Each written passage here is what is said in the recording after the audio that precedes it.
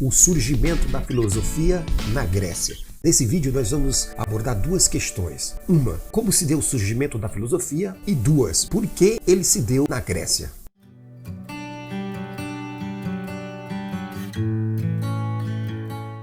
A filosofia migrando da periferia para o centro da cidade de Atenas. Como podemos perceber aqui, a filosofia surge na periferia de Atenas e gradualmente ela vai migrando para o centro da cidade. É interessante destacar que a deusa Paladenas era a deusa da sabedoria, o que significa dizer que já havia na cultura grega um ambiente propício à discussão.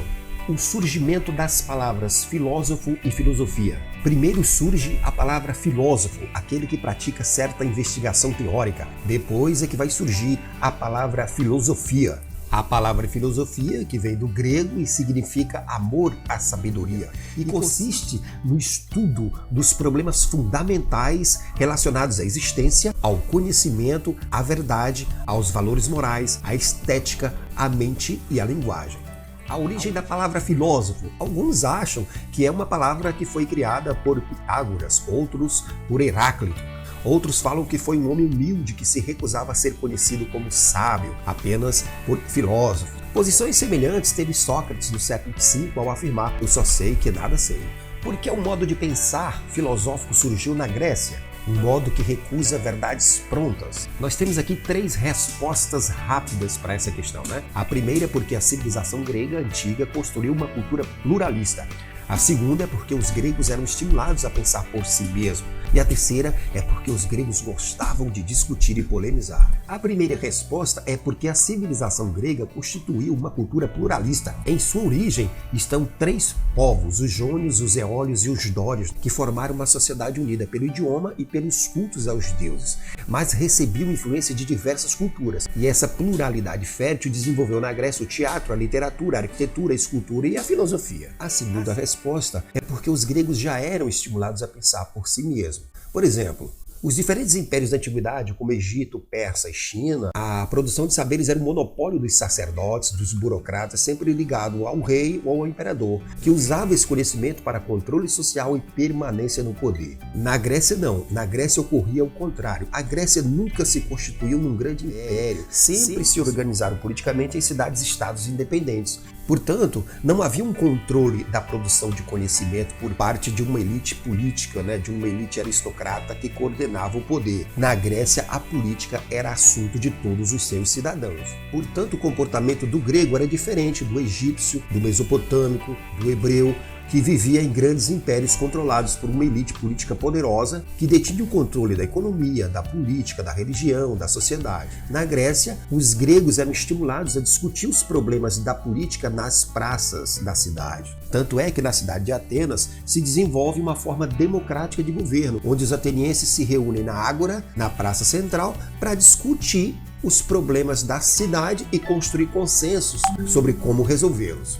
Uma outra característica importante para o desenvolvimento da filosofia na Grécia é que os gregos gostavam de discutir e gostavam de polemizar. Havia um gosto pelo debate e pela disputa, que vem da própria constituição do povo grego, que era um povo guerreiro, que se reunia para combater o inimigo e, portanto, ao se reunir, discutiam estratégias de como vencer o inimigo.